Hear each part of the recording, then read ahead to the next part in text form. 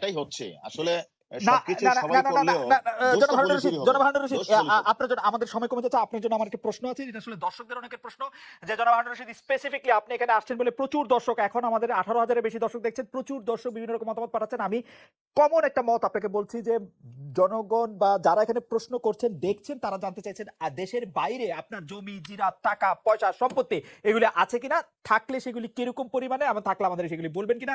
অনেকের ধারণা আপনার কয়েকশো কোটি টাকা আছে, না কেউ কেউ তো শোনেন জোর শোনেন দিয়ে বলেন শোনেন মার্কিন যুক্তরাষ্ট্রে আপনার 100 কোটি টাকা সম্পদ রয়েছে। শোনেন শোনেন, এটা তো আপনি আপনি খুব ভালো বাহিরে থাকেন, আপনি হুম, এটা ভালো বুঝেন। আমি যখন 2018 সালে গাজীপুরের এসপি ছিলাম, তখন হঠাৎ করে একটা নিউজ আসলো কি, যে হারুনের ওয়াইফ মার্কিন যুক্তরাষ্ট্রে 1523 কোটি টাকা FBI এর হাতে আটক। তাহলে মার্কিন যুক্তরাষ্ট্রে FBI এর হাতে আটক হলে বাংলাদেশের কনসুলার এম্বাসি থেকে শুরু করে বাংলাদেশের গোয়েন্দা কেউ জানবে না, হুম, শুধুমাত্র ওই লন্ডন ভিত্তিক একটা পত্রিকাই জানবে। হুম। আর আমার আমার বিষয় এটা হলো একটা কথা। আরেকটা বিষয় হচ্ছে, সেখানে যদি তথ্য তার কারো থেকে থাকে, হুম। তারা স্পেসিফিক তো বলবে যে হারুনের আমেরিকাতে বা লন্ডনে ওই বাড়িটা হারুনের। আজ পর্যন্ত কি বলতে পারছে? কেউ না, আপনি বলতে পারে নাই। আপনি আপনি অনেক কিন্তু স্মার্ট, তাই ওই পারে যে নাই। ধারণা, কিন্তু নাও, আমি তো আমার বিরুদ্ধে বলছে 2023 সালে 18 সালে নির্বাচনের পূর্ব মুহূর্তে যে হুম, হারুনের এত কোটি টাকার সম্পত্তি FBI এর হাতে আটক। FBI এর হাতে আটক, FBI টা কি এটাও জানে না। আর হুম। আটক হলে কি হয়, আমি হারুন বাংলাদেশে তথ্য জানবে না। তাহলে আমি হারুন বাংলাদেশে বিভিন্ন জায়গায় চাকরি করছি, যদি আমেরিকাতে 10 লক্ষ বাঙালি থাকে, একটা বাঙালি তো বলতে পারতো যে হারুন এই জায়গায় থাকে, এই বাড়িটা হারুনের। কেউ জানতে পারলো না। এইভাবে মন গড়া ভাবে অনেকে অনেক বক্তব্য দেয়। এই যেভাবে মন গড়া ভাবে বলে বেনজির সাহেবের সাথে আমার খুব দ্বন্দ্ব, হুম, যেভাবে বলে যে আমার বিভিন্ন বিষয়গুলিতে যখন আমি যখন দেখেন, আমি একটা কথা আপনাকে বলি, আপনার সাথে আমার কথা হুম, হয়েছে হুম, কিছুদিন আগে, যে আমি হল্যান্ডে গেলাম। এই হুম, কথাটা একটু কাইন্ডলি শুনেন আপনি। কিছুদিন আগে হল্যান্ডে গেলাম, হল্যান্ড থেকে আমি কিন্তু জার্মানে বার্লিনে গেলাম। হুম, কত তারিখ? সেখানে 20 তারিখ গেলাম, 21 তারিখ আমি বার্লিনে গেলাম। সেখানে 19 তারিখে নিউজ আসলো যে হারুন মার্কিন যুক্তরাষ্ট্রের সম্পত্তি পাহারা দিচ্ছে। এটা আপনি তো সাক্ষী যে হুম। আমি আমি 19, 20, 21 কোথায় ছিলাম। রাইট। তাহলে এই যে মিডিয়াতে একটা পেজে লেখলো আমি মার্কিন যুক্তরাষ্ট্রে পাহারা দিচ্ছি, এটা কি মিথ্যা না? যে না, এইভাবে মন গড়া গল্প বলছে না, এই মন ওকে, গড়া ফাইন, গল্প বললেই তো ফাইন, হবে না। Fine, fine, fine, fine. আপনার বিদেশে কোনো টাকা আছে কিনা? সৌদি আরব, মালয়েশিয়া, আমেরিকা, ইউরোপ? আমার টাকা, আমার টাকা যদি থাকেই, আমি তো বলবোই আমার টাকা নাই। ওকে। আওয়ামী লীগ ক্ষমতা থেকে চলে গেলে আপনাকে দেশ থেকে চলে যেতে হবে কিনা, বা দেশ থেকে আপনি চলে যাবেন কেন? কিনা? আমি বাংলাদেশের একজন পুলিশ কর্মকর্তা। আমি হুম, যোগ্যতার ভিত্তিতে BCS পরীক্ষা দিয়ে পুলিশে এসেছি। হুম, আমি হুম, এই যাবৎ ফলে যতগুলি আমি আমি আমার চাকরিকালীন সময়ে হুম, আমি কখনো কোনো বিষয়ে আমি আমার আইনকে প্রাধান্য দিয়েছি, আমার CRPC হুম, PRB কে প্রাধান্য দিয়ে কাজ করেছি। আমি হুম। সাধারণ মানুষের পাশে থেকে কাজ করছি।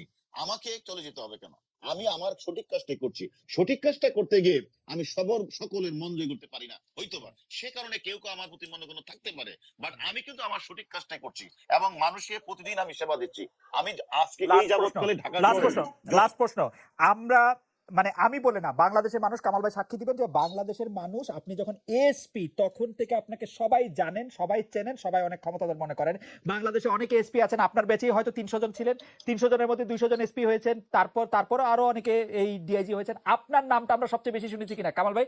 আপনার কাছে কি মনে হয়, মানে আমি কি না শুধু আমার ব্যাচের, এর এর হ্যাঁ, কি এই কারণ, কথাটা মানে আপনি সবচেয়ে সবচেয়ে পরিচিত, মানে আপনি পুলিশের মধ্যে লিওনেল মেসি, এর কারণ কি? আ এই কারণটা হচ্ছে যে এটা And there একটা is no একটা কথা Ronaldo আপনি মনে, even. না না, আপনি আপনি একটা কথা, সবাই তো খালেদ মহিউদ্দিন হয় না, সবাই তো মাসুদ কামাল হয় না, সবাই হয় মাসুদ কামাল, সবাই খালেদ মহিউদ্দিন হয় না। তা আমি হারুন আজকে 2001 সাল থেকে আপনি যেটা বলেছেন, আমি কেন আলোচনায় আসি, আমি 2001 সালে চাকরি করতে আসলাম। আসার পরে আমি আমি আমি আমি হয়তো আমার ব্যক্তি জীবনে, আপনি জানেন আমি ছাত্র জীবনে সবাই কোনো না কোনো দল করতেই পারে, আমি একটা দলের সাথে সম্পৃক্ত ছিলাম। কিন্তু যখন আমি চাকরিতে আসলাম, আসার পরে আমার চাকরি থেকে আমাকে বিদায় করে দেওয়া হলো। আমার কি অপরাধ ছিল? আমি তো চাকরিই করতে পারলাম না। আমি 2008 সালে আবার চাকরিতে আসার পরে আমি ঢাকা শহরে যতগুলি গুরুত্বপূর্ণ ঘটনা আছে, প্রত্যেকটি ঘটনার সাথে কোনো না কোনো আমি কাজ করেছি। কাজ করার কারণে আমি বিভিন্ন জায়গায় আমি আমার অবস্থান পরিষ্কার করেছি। মানুষ, আমি সাধারণ মানুষ, আমি খেতে খাওয়া মানুষ। আমার বাড়ি হলো গ্রামে, আমি হাওড় থেকে এসেছি। যেহেতু হাওড় থেকে এসেছি, আমি হাওড়ের জীবনযাত্রার সময় অবগত আছে। আমি ওকে। প্রত্যেকটা গরিব মানুষ থেকে শুরু করে সকলের সাথে আমি মিশি এবং আমি আমার কথাগুলি পরিষ্কারভাবে কথা বলি। যার কারণে যত বড় ঘটনা ঘটে, প্রত্যেকটি ঘটনার সাথে আমি আমি সম্পৃক্ত হই এবং আমি কাজ করার চেষ্টা করি। সে কাজটা করতে গিয়ে আমি অনেকেরই উপকার করেছি, আবার অনেক সময় কারো উপকার করতে গিয়ে আবার কারো ক্ষতিও হয়েছে। এবং এমনও আছে 30 বছর 40 বছরের ঘটনা যেগুলো নিষ্পত্তি হচ্ছে না, আমি সেই ঘটনাগুলো নিষ্পত্তি করার চেষ্টা করেছি। এমন সাবরিনা থেকে শুরু করে এমন শত শত ঘটনা আছে না যে আপনাকে, ঘটনাগুলি আমি না কাজ আপনাকে, করতে গিয়ে আমি সেখানে আমি সে কাজগুলি করেছি এবং করার কারণে সকল মানুষ আমার পক্ষে তো থাকবে না। তাহলে যে কাজ করে না তার কোনো শত্রু নেই। আমি মনে করি পুলিশে অনেকে কাজ করে, পুলিশে না, না, যারাই কাজ না, না, করেছে আমি আমি তাদের আমি বিরুদ্ধে। আমি- আমি শুধু একটা মানে আপনি কি বলতে চান যে মানে মানে বলতে চান মানে এটা কেমন কথা হলো? আপনার ব্যাচের মধ্যে আপনি শুধু কাজ করছেন বা বেশি কাজ করছেন? এটা অনেকে আছে ইন্ট্রোভার্ট, অনেকে এক্সট্রোভার্ট। আমি হয়তো কাজ করি, কাজ করার ওকে। অনেকের সাথে আমি মিশি। আমা আরেকটু শেষ করি আমি জি, শেষ করি একটু। জি। আমি কাজ করি শুধু না। আমি একদিকে আমি পুলিশ সার্ভিসের জেনারেল সেক্রেটারি ছিলাম। আমি ও, আমার জেলার আমি প্রেসিডেন্ট ছিলাম অনেকদিন হুম, যাবৎ। হুম, এখনো আমি ৬ জেলার সেক্রেটারি দায়িত্ব পালন করছি। হুম। বিভিন্ন সামাজিক অনুষ্ঠানে আমি যোগদান করি। বিভিন্ন কারণে বিভিন্ন সোসাইটির মাধ্যমে আমি সকলের সাথে ওয়েল আপনি নোন হিসেবে থাকতে চাই। যার কারণে আমাকে অন্যান্য অফিসারের চেয়ে বেশি লোক কামাল ভাই আমাকে আপনি চিনি। অনুমতি দিলে আর কামাল ভাই আপনি অনুমতি দিলে আমি আমার প্রিয় বন্ধুকে আরেকটি শেষ প্রশ্ন করতে চাই। আপনি যদি অনুমতি দেন। যে যে জি সেই প্লিজ প্রশ্নটি প্লিজ হচ্ছে যে করেন সেই করেন। প্রশ্নটি হচ্ছে যে আপনি কি বর্তমান মহামান্য রাষ্ট্রপতির লোক? অনেক দর্শকের প্রশ্ন হ্যাঁ, এই করেছে। প্রশ্ন তো আমি করতাম। না, না স্যার এটা উত্তরটা কি আমি দেব? জি, জি। ছোট্ট করে যদি দর্শকের হ্যাঁ, বিষয় আপনি বলেন। ভালো কথা বলেছেন। আপনি একটা ভালো কথা বলেছেন। মহামান্য যে বর্তমান রাষ্ট্রপতি, উনার বাড়ি হলো আমার আমার গ্রামের পাশের গ্রাম। ওকে। উনাকে আমরা বারবার ভোট দিয়ে নির্বাচিত করি। হুম, উনি পাশে একজন এমপি। উনি আমার কাছে রাষ্ট্রপতি না। উনি আমার কাছে আমার একজন প্রতিবেশী। উনি হুম, আমার কাছে একজন এমপি। উনি হুম। আমার কাছে আমার অভিভাবক। সে অভিভাবক হিসাবে উনি আমাদেরকে চিনে। এই চিনাটা তো কোনো অপরাধ না। উনি রাইট। আমাকে চিনে, আমাদেরকে হুম, এলাকার উনার একজন ভোটার হিসাবে উনি আমাকে চিনেন। আমাদের বাড়ি ঘরের সবাইকে চেনেন। সেই হিসাবে যেটুকু যদি একটা রাষ্ট্রপতির বাড়ি যদি রাজশাহী হতো, একটা হুম। রাষ্ট্রপতির বাড়ি যদি সিলেট হতো, সেটা আমার সাথে তো ওয়েল কানেকশন হতো না। যেহেতু উনার বাড়ি আমার পাশের গ্রাম, এখন উনি একজন বাংলাদেশের মহামান্য রাষ্ট্রপতি। উনি রাষ্ট্রপতি তো পরে হয়েছেন। কিন্তু উনি ওনার সাথে আমরা সবসময় ওকে। এমপি নির্বাচন শুরু করে সবসময় ছিলাম। সেই ওকে। কারণে উনি আমাদের ভালো জানেন, আমার ভালো আমার চিনেন। মনে হয় যে আমরা জনাব হারুন রশিদকে অনেক আর আমি একই সঙ্গে বিশ্ববিদ্যালয়ে পড়েছি, আমরা একই সঙ্গে কিছুদিন সরকারি চাকরি করেছি, আমি ফিরে আসছি। সুতরাং হারুন রশিদ আমার এক ধরনের বন্ধুও বটেন। সেই জায়গা থেকে আমি আসলে স্বাধীনতা নিয়ে জনাব মোহাম্মদ হারুন রশিদ আপনাকে এই প্রশ্নটি আমি করতেই চাই। সাবেক পুলিশ প্রধান জনাব বেনজির আহমেদের সাথে আপনার পার্সোনাল দ্বন্দ্বের কথা পাবলিক পারসেপশনে এসেছে। যে সাবেক পুলিশ প্রধান জনাব বেনজির আহমেদের টাকা বা বেনজির আহমেদের জোগাড় করে দেওয়া টাকা নিয়ে আসলে দুবাইতে এই ব্যবসা হচ্ছে কিনা সেটি নিয়ে প্রশ্ন এসেছে। আপনি ডিবি প্রধান হওয়ার পরে এই বিষয়টিকে আপনি তুলেছেন এবং আপনার মাধ্যমেই আসলে মিডিয়া এই কথাগুলি পেয়েছে, যেটিকে আমরা আইন শৃঙ্খলা রক্ষাকারী বাহিনীর একটি সূত্র বলছে পুলিশের সাবেক একজন ঊর্ধ্বতন কর্মকর্তার টাকায় দুবাইয়ে সোনার ব্যবসা শুরু করেন রবিউল ইসলাম। আপনি যদি মানে কামাল ভাই প্রশ্নটি তুলেছেন, আমি আসলে একটু পরিষ্কার করে বললাম, আসলে আপনি যদি একটু বলেন কামাল আমাদেরকে। ভাই কামাল ভাই যে কথাগুলি বলেছেন সে একটা বলতেছেন যে ধারণাগত কথা বলেছেন। আসলে কারোর সম্পর্কে বলতে গেলে একটা পারফেক্ট একটা একটা পরিপূর্ণ একটা তত্ত্ব নিয়ে বললে ভালো হতো। আরেকটা কথা আপনাকে পরিষ্কার বলি, আমাদের যে কথাটি আপনি এখন প্রশ্নটা করেছেন, আমি একটা ক্ষুদ্র মানুষ। আমি যখন ডিসি তেজগাঁ এসপি, তখন বেনজির সাহেব হলো ইন্সপেক্টর জেনারেল পুলিশ।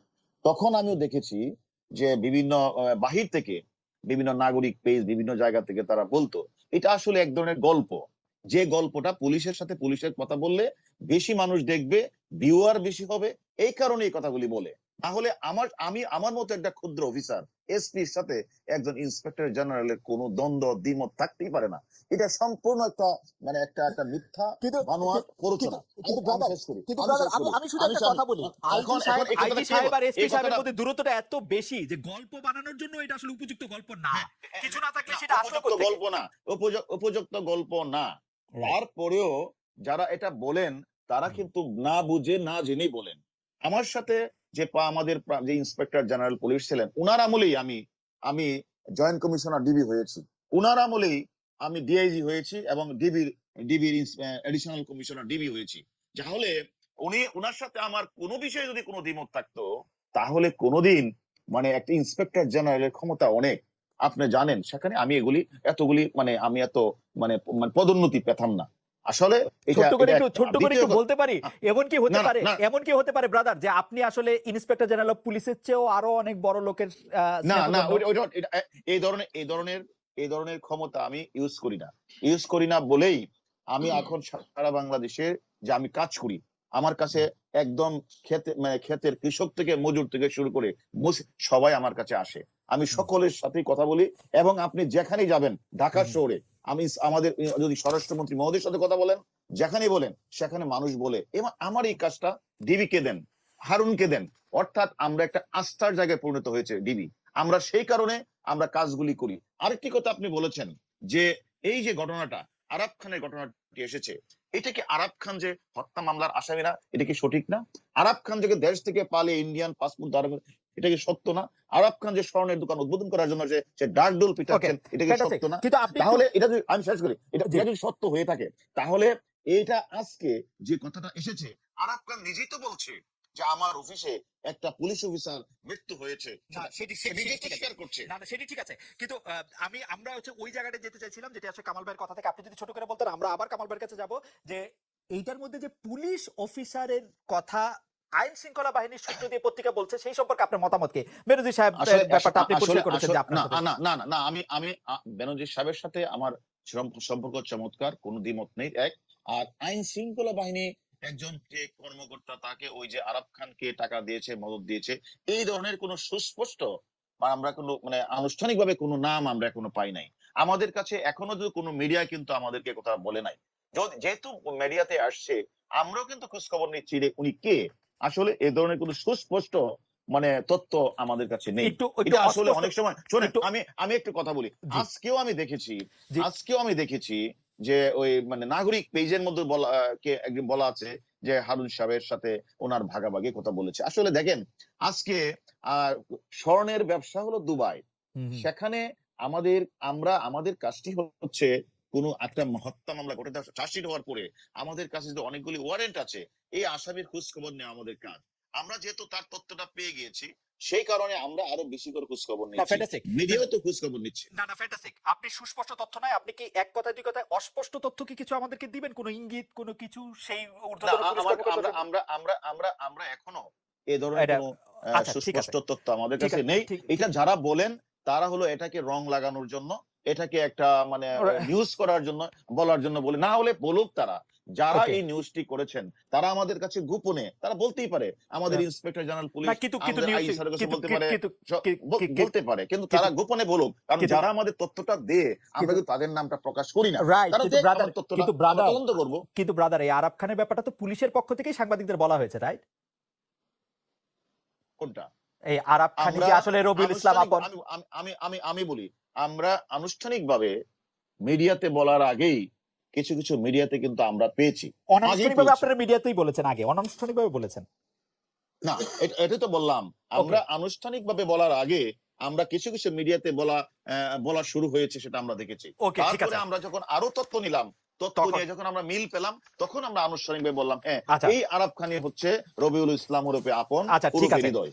ঠিক আছে আমরা আসছি আপনার কাছে। কামাল ভাই, এই পর্যায়ে আপনি কোনো কিছু বলার আগে, আপনার কাছে আসার আগে